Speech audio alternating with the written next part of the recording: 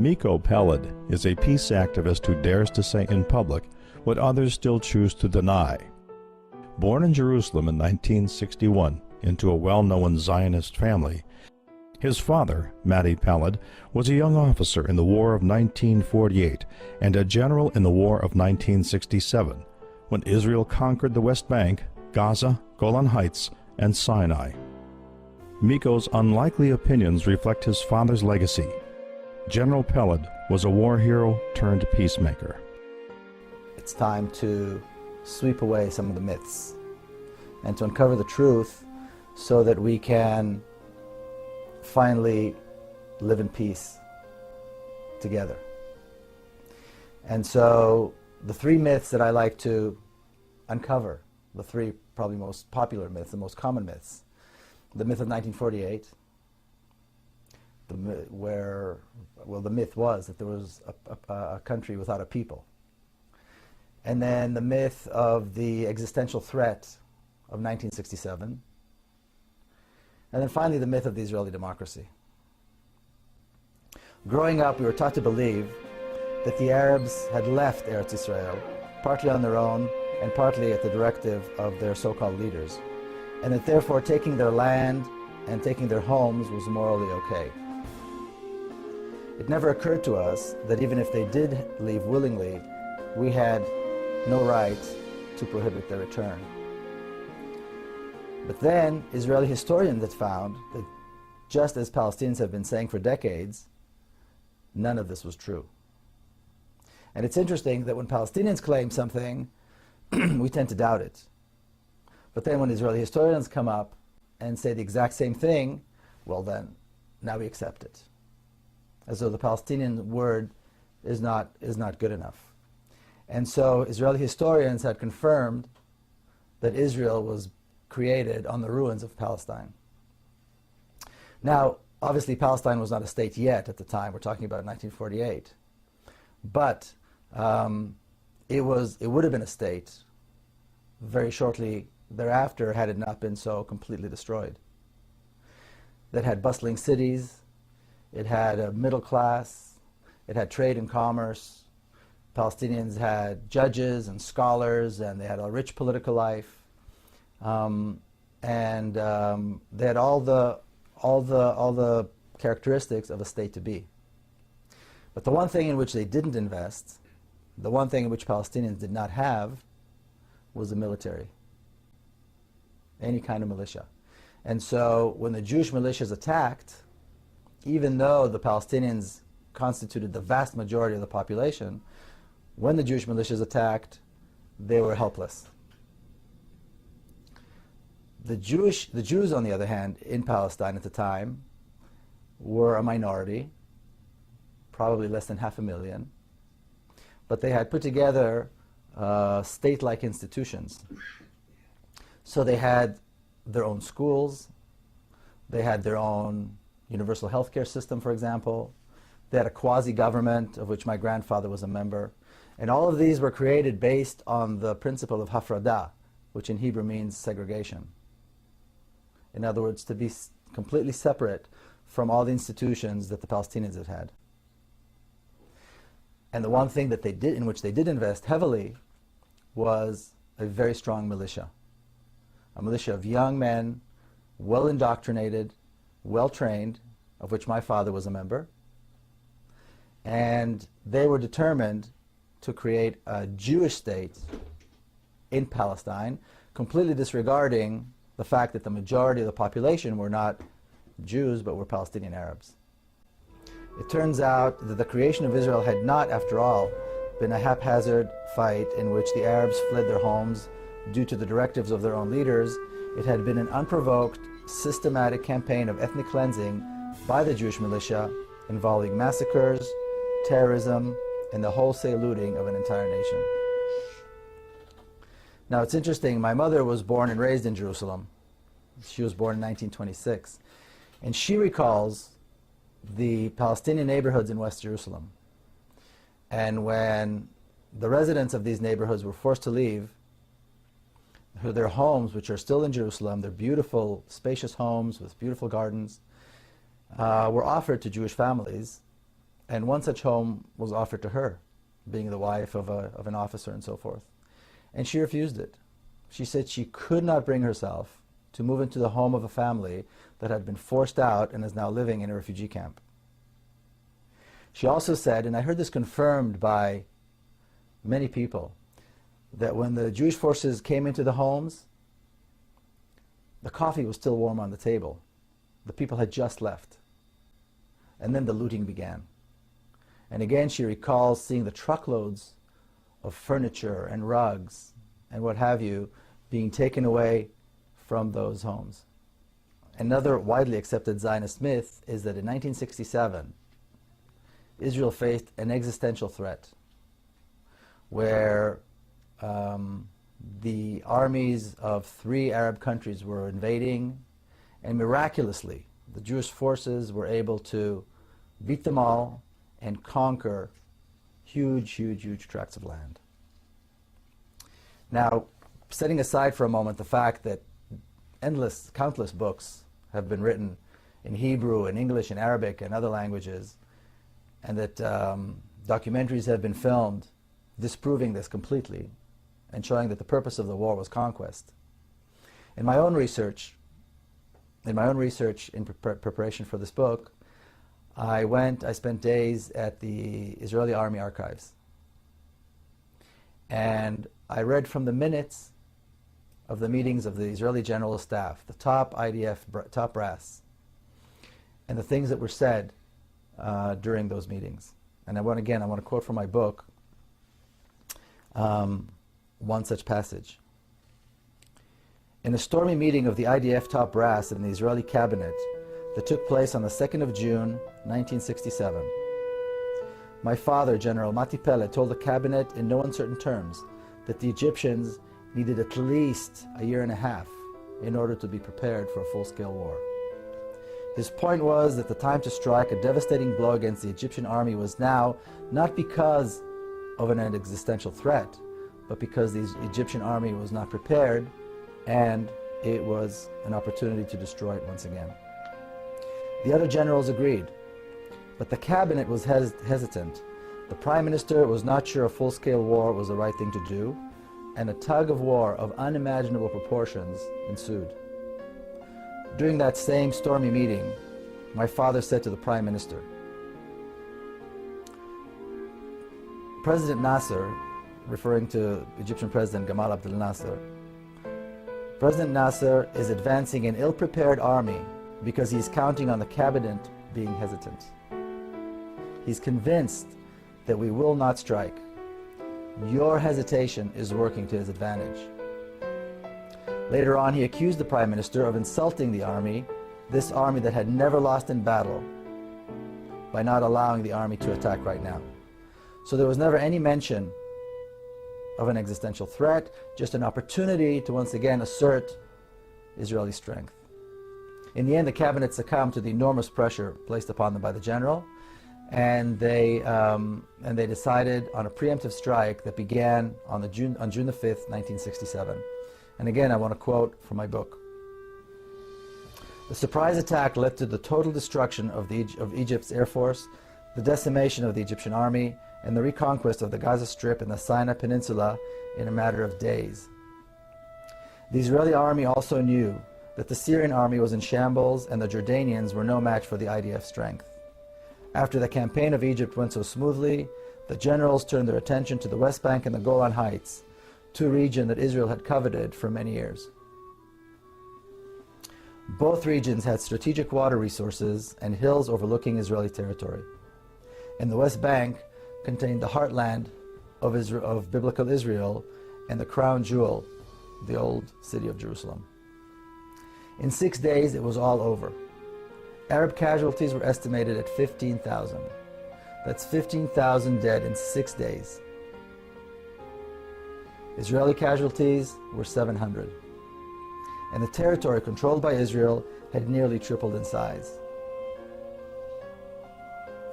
Israel had in its possession not only the land and resources it had wanted for a long time, but also the largest stockpiles of Russian-made arms outside of Russia. Israel had once again asserted itself as a major regional power, or as the neighborhood bully. Now here's something of immense proportion that takes place, and take into account that this is over 4 decades ago. And again I quote, "At the first weekly meeting of the General Staff after the Six-Day War, Chief of Staff Yitzhak Rabin was beaming with the glory of victory. But when the meeting was nearing its end, my father raised his hand. When he was called on, he spoke of the unique chance the victory offered to solve the Palestinian problem once and for all. For the first time, he said, in Israel's history, we were face to face with the Palestinians without any other Arab countries between us. Now we had a chance to offer them a state in the West Bank and the Gaza Strip." He claimed with certainty that holding on to the West Bank and people who lived in it was contrary to Israel's long-term strategy. Popular resistance to the occupation was sure to rise, and Israel's army would be used to quell that resistance with disastrous and demoralizing results. It would turn the Jewish state into an increasingly brutal occupying power and eventually into a binational state.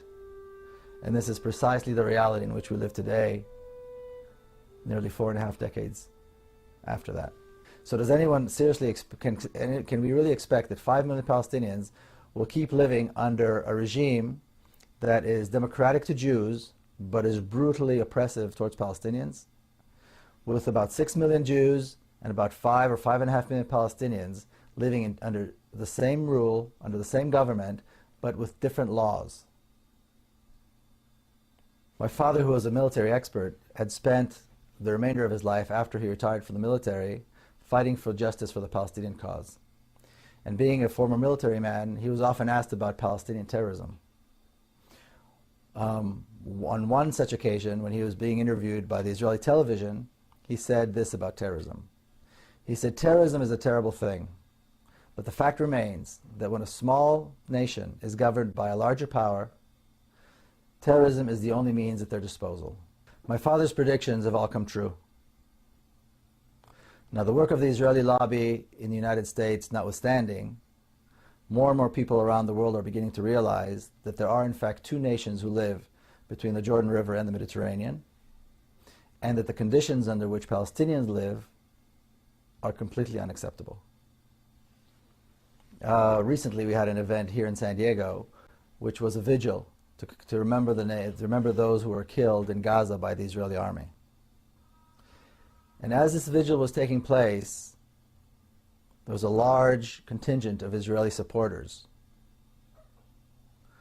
We were separated from them by a line of police and what I think is a sense of morality. And they were dancing and singing as those of us that were at the vigil tried to recall the names of 1,400 people that were killed. These were 3 weeks of such death and destruction that one can hardly comprehend. And I remember the stories of the Israeli Air Force pilots who flew sortie after sortie, dumping hundreds of tons of bombs on a civilian population in Gaza, and would then return home to celebrate the festival of Hanukkah. See, because the attacks in Gaza at the end of 2007 took place during the Jewish festival of Hanukkah. Then, these same pilots, having celebrated with their families, slept in the comfort of their beds, got up the next day, and did it again and again and again. I recall that while we were at the vigil, the supporters of Israel held signs that said, but the Israeli army had warned them. The Israeli army had dropped thousands of leaflets warning the Palestinians that this horror was about to begin. And I can only imagine the mother seeing these warnings, knowing that this horror was impending, but also knowing that there's nowhere to go. There's nowhere to run. There's nowhere to hide. There's nowhere to save her children from the bombs and from the fire, from the smoke and from the chemicals, and from the phosphorus that consumes the flesh and won't be extinguished. Because Gaza is locked down. Gaza is under siege, a siege that was imposed by Israel on the people of Gaza. So for these young Israeli pilots, These young men who most Israelis and Israeli supporters around the world consider their finest. This was really nothing but shooting fish in a barrel as they began their merciless onslaught at exactly 11:25 in the morning on December the 27th, 2008. And that date, December 27, 2008, will forever be etched in our memories as the darkest and most shameful day in the long history of the Jewish people. As Israel began a shameful and merciless attack on the people of Gaza. The attacks began at 11:25 in the morning, the precise time that the children of Gaza are on the streets. Between 11 and 11:30, children of Gaza are either on the way to school or on the way home from school, as that is the time that the two shifts of the school day change. Now, the Israeli supporters who come to the vigils, who always maintain that they support Israeli brutality, their claim is that Israel had the right to defend itself. But Israel's actions were justified because Israel was defending itself against the onslaught of rockets that were being shot into Israel by Hamas militants out of Gaza. Thousands and thousands of rockets that were designed to harm Israeli citizens. Now, I know a thing or two about these rockets. I recall sitting on a Saturday afternoon with my family and my children in a kibbutz not far from Gaza. And at one point, we heard those rockets flying overhead. And we heard the sirens and the warning signs. And we all had to run into the protective rooms that were built for that. And it was frightening. Only last December, I visited the kibbutz again, and a Qassam rocket fell by the kindergarten on the kibbutz while the children were present and were outside. There was shattered glass everywhere. Children were hurt. They were bleeding. Some of the children had to be hospitalized. Some of the children were in shock. It was horrible. I went and I walked and I saw the hole in the ground created by the rocket, the size of a large soccer ball. And then I remembered what a crater that is created by a one-ton bomb looks like. It's the size of a city block. Children aren't scratched and they're not in shock as a result of that. They're decimated. They are burnt. They choke from the fumes and they are buried in the rubble. Now, multiply that by 100, and then again, and then again. And remember, or keep in mind, that Gaza is one of the most densely populated areas in the world. Yet, Israeli supporters will justify this. Many Jewish people will recall the story in the book of Genesis, chapter 18, where God decides to destroy the city of Sodom because they were sinners. And the patriarch Abraham, the shared patriarch of Jews and Arabs, chastises God and says to him, "Wilt thou also destroy the righteous with the wicked? Perhaps there be 50 righteous in the city." You see, Abraham is chastising God. And God promises that if he finds 50 righteous people, he will spare the city. Well, in Israel, there is no Abraham today. And no Palestinians are righteous in the eyes of the Israelis. And as we know, the 800,000 children of Gaza were not spared this horror. You know, I'm often accused of being one-sided and of not mentioning Palestinian terrorism and the suffering that Israelis have to go through. So I'm going to touch on that right now.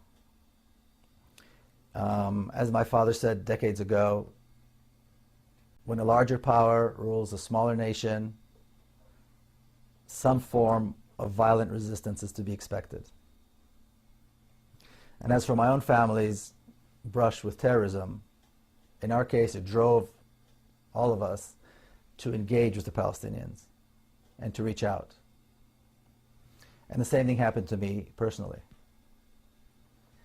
And again, I want to quote a passage from my book, The General's Son.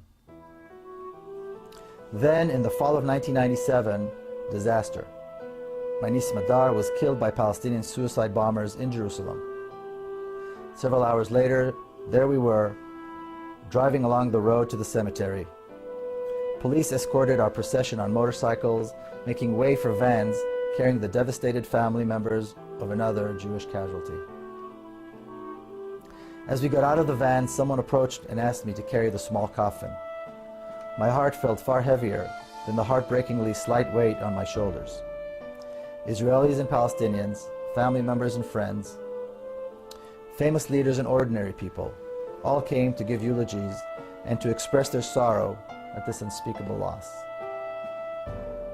Smadar, my niece, was laid to rest near my father, her grandfather, in a small hilltop cemetery just outside Jerusalem.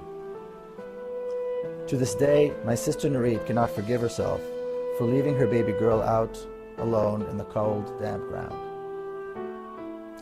But when my sister did come out to greet the mourners, the thousands who came to mourn, she did not ask for retaliation.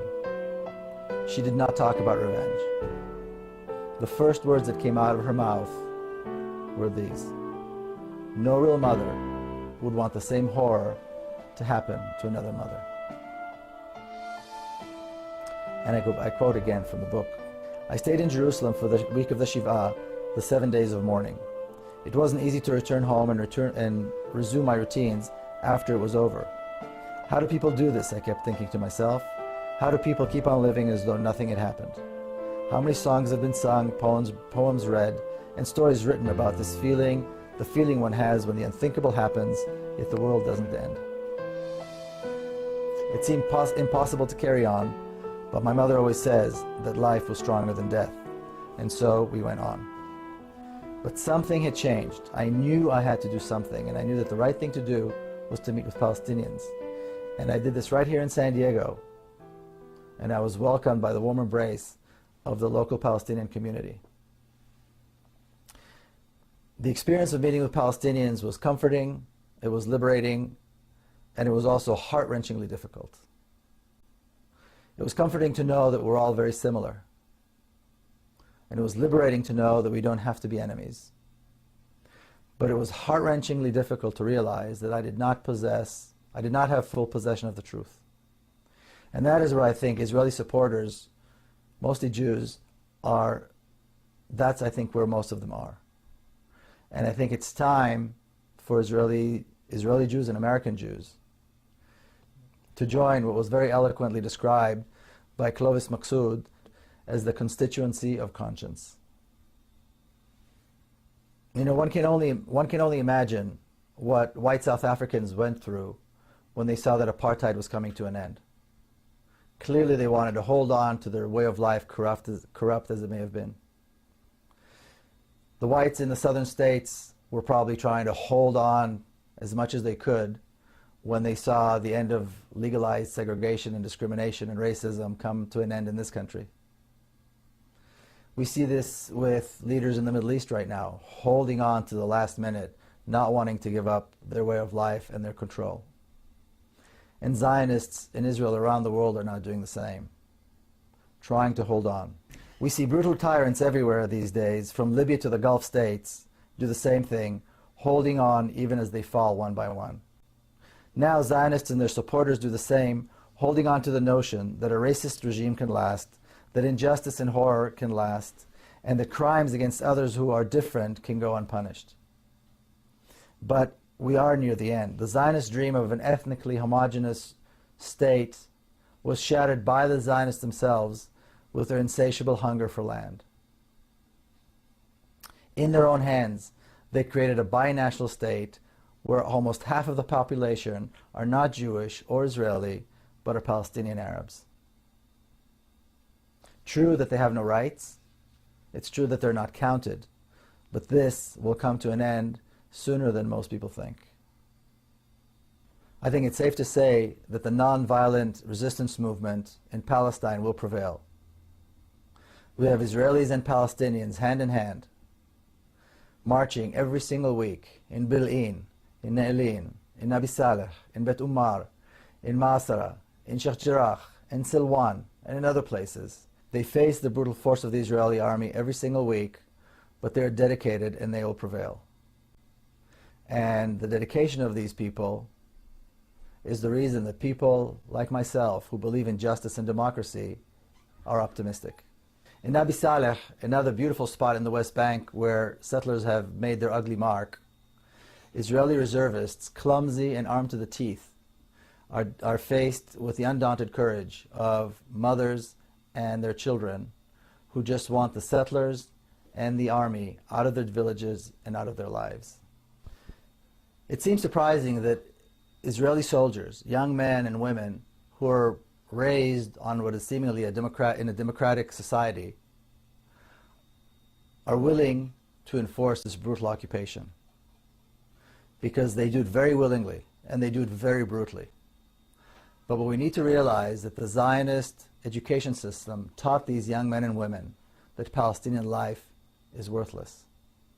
So for those people who do want to associate themselves with Israel and with Zionism and drape themselves in the Zionist flag, the flag that has come to symbolize intolerance, hate, racism, and brutality, they can feel free to do so. But they need to know this, that when the trials begin and the tribunals take their place, and when the Truth and Reconciliation Commission begins its work, and they're finally shamed into admitting that they were wrong, they need to remember to go down on their knees and beg forgiveness from the people they so blatantly wronged.